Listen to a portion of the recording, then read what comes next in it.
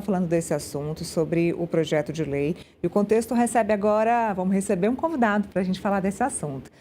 O especialista em segurança pública, Jaime Fusco. Jaime, seja muito bem-vindo. Estamos aqui falando sobre PF, Polícia Civil, Polícia Militar. Estamos falando de deputados, ou seja, parlamentares que estão decidindo, resolvendo a segurança pública da população, a minha segurança pública, a sua, a do Felipe, de quem mora nos morros, de quem mora nos bairros nobres, nos bairros chiques. A segurança, ela é para todos. O que a gente precisa desse projeto é de fato um projeto antifacção, é um projeto antifacção que também trate da segurança pública como um todo. É preciso fatiar esse projeto, enfim, quero te ouvir sobre isso. Seja muito bem-vindo.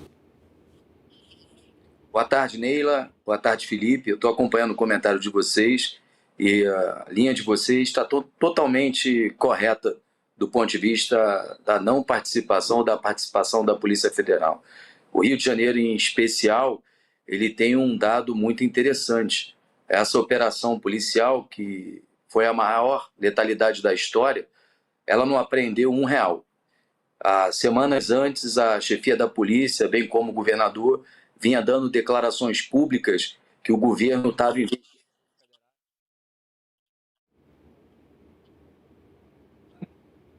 Opa!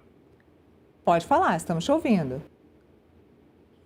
Se vocês forem acompanhar, 3 semanas antes da operação policial, tanto o chefe da polícia, que lá é o secretário de Polícia Civil, quanto o secretário da Polícia Militar, vinha dando declarações públicas de que a caixinha de uma determinada facção, a caixinha financeira, o coração financeiro dessa determinada facção deveria ser rastreado. E essa operação, que contou com 2.400 homens, não conseguiu nem apresentou R$1. Eu acho esse dado, do ponto de vista de segurança pública, muito, muito relevante, porque é importante lembrar para vocês que nos últimos 10 anos a Polícia Federal prendeu delegados de polícia, empresários, políticos acusados de pertencer a organizações criminosas. Foi graças à Polícia Federal que a segurança pública do Rio de Janeiro, agentes infiltrados nessas quadrilhas que cometem crimes no Rio de Janeiro, foram presos e foram apresentados à justiça. A maioria das vezes, a Polícia Federal, além disso, conseguiu rastrear o dinheiro que circula pelo mercado legal, assim como identificar o dinheiro que circula pelo mercado ilegal. É importante falar isso para vocês. Por essa razão que a gente entende que a Polícia Federal deve atuar sempre. E foi o Estado do Rio de Janeiro o responsável, na minha visão como especialista, pela nacionalização do crime, porque o Estado do Rio de Janeiro nunca conseguiu administrar os seus supérfluos, que eram os criminosos que eram presos nessas operações. Ele sempre mandou esses criminosos para fora do Rio de Janeiro. Isso fez com que gerasse o intercâmbio criminoso. E, mais uma vez, a deficiência da estrutura, da política e das ações que essa mesma política desenvolveu no Estado do Rio gerou essa crise que fez com que a população venha a aplaudir o crime oprimindo, a polícia oprimindo, sendo utilizada muitas das vezes o soldado, os praças, como massa de manobra de interesses políticos.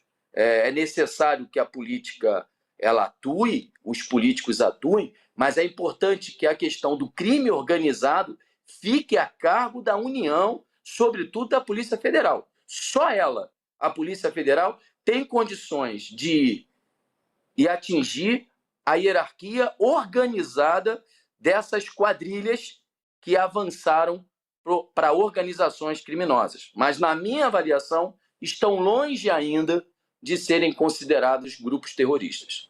Ou seja, melhor deixar como está. Não. É importante investigar, porque uma operação do tamanho como essa não apreendeu R$1 dessa organização criminosa. É importante porque o Rio de Janeiro, ele, diferente de São Paulo, ele tem um varejo. Significa dizer que existem feiras de drogas e essas feiras trazem o papel que é utilizado por políticos e quadrilhas para o Caixa 2 em campanhas eleitorais. É interessante a gente observar que a gente tem uma visão do STF, sobretudo nas emendas PIX. É importante a gente observar que o Caixa 2 hoje, o mercado paralelo do real, ele necessita do crime organizado, sobretudo o varejo no Rio de Janeiro, que é dali que se extrai o papel. Sem o papel, não se consegue pagar propina para nenhuma ordem criminosa, porque é o papel que a gente não consegue rastrear. O dinheiro que circula no mercado financeiro, ele pode ser identificado pelos controles do Banco Central e pela Polícia Federal. O problema está no dinheiro que circula de forma paralela. Por isso, da minha preocupação de uma operação tão grande como essa, não ter apreendido R$1, que é com esse dinheiro que o sujeito vai comprar arma, que é o nosso problema hoje, o problema do Rio de Janeiro, são as guerras e os desfiles de armamento. Porque se essas pessoas não tivessem armamento pesado, a polícia não teria dificuldade de fazer o patrulhamento dela.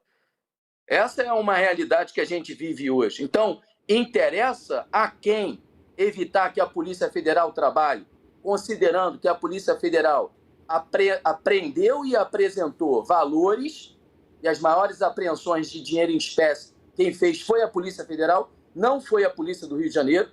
A Polícia do Rio de Janeiro vem apresentando corpos. Se são de criminosos ou não, a Justiça vai investigar. Mas ela muito pouco apresenta recursos do crime em espécie. Isso me preocupa. Se a gente tem uma feira de drogas naquele local, como fica nítido aos olhos de qualquer um, cadê o papel? Cadê o dinheiro dessa droga? Então, é importante, sim, a participação da Polícia Federal como órgão, inclusive, de fiscalização das ações de agentes da segurança pública no Rio e outros estados. E vejam os senhores. Fica muito fácil a utilização de soldados da polícia, dos praças, das pessoas que estão na ponta, para atender interesses.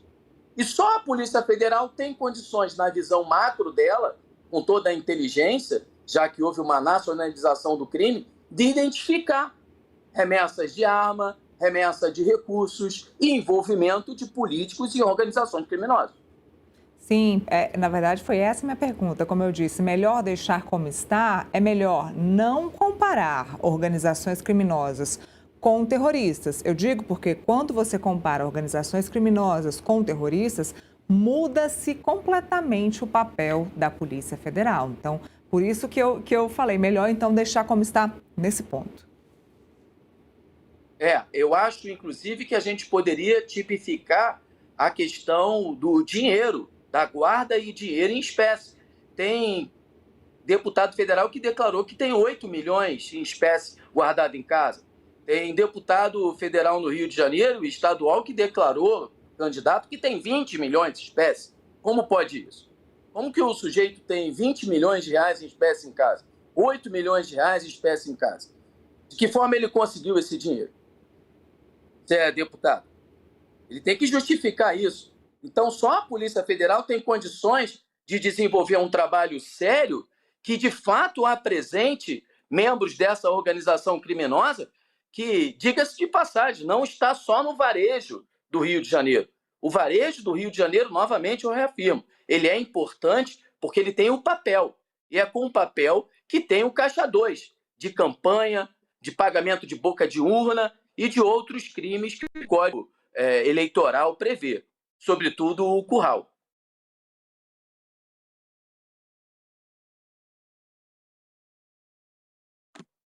Alô? Eu não escuto.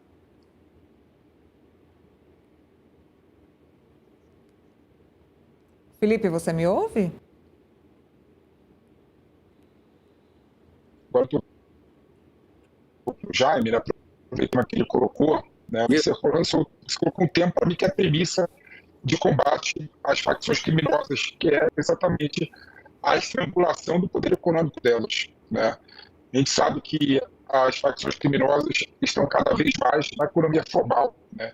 Não estão só ganhando dinheiro vendendo mercadorias ilícitas, como drogas, cocaína, maconha, bebidas adulteradas. Elas estão na economia formal mesmo, elas estão dentro de postos de gasolinas, dentro de concessões de ônibus, concessões de serviço público. Então, para você combater as facções criminosas, a gente tem que ter políticas para acompanhar e monitorar para onde está indo o dinheiro. E um dos eixos do PL antifacção é exatamente esse estrangulamento financeiro, né? Tem dois temas que eu acho importantes, né?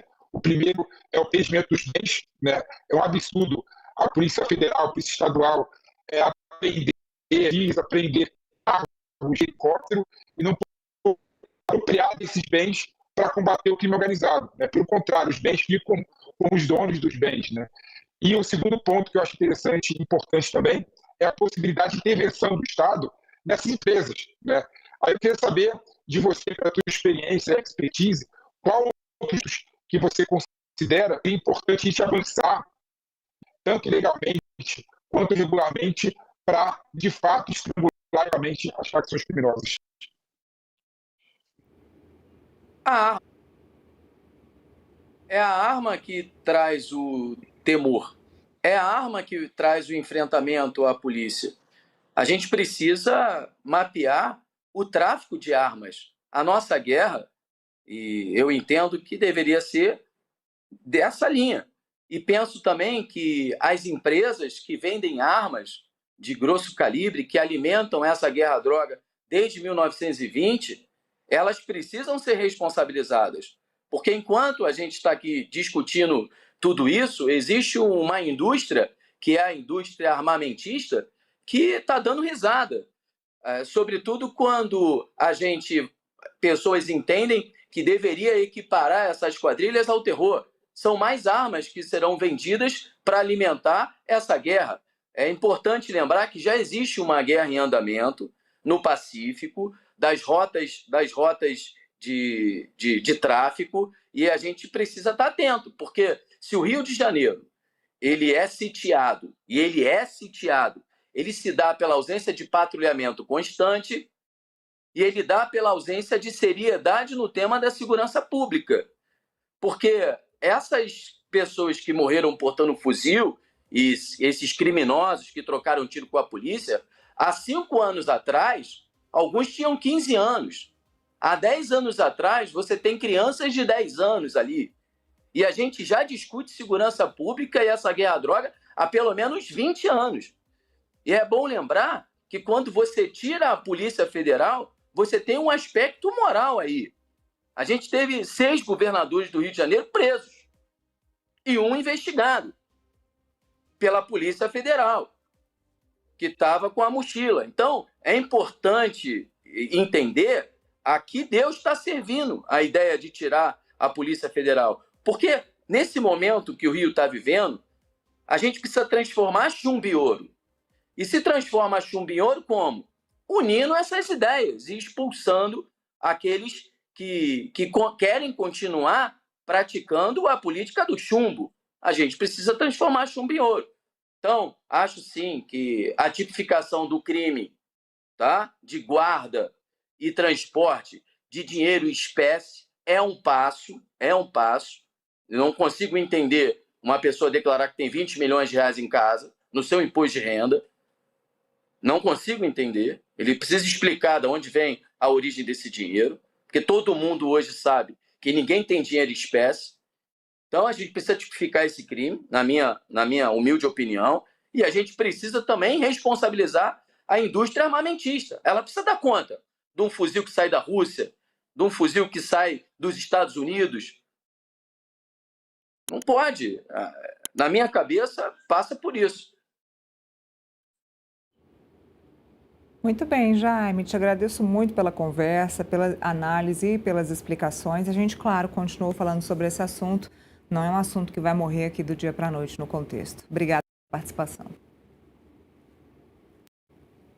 Eu que agradeço, espero ser chamado mais vezes. E Felipe volta daqui a pouquinho eu te chamo.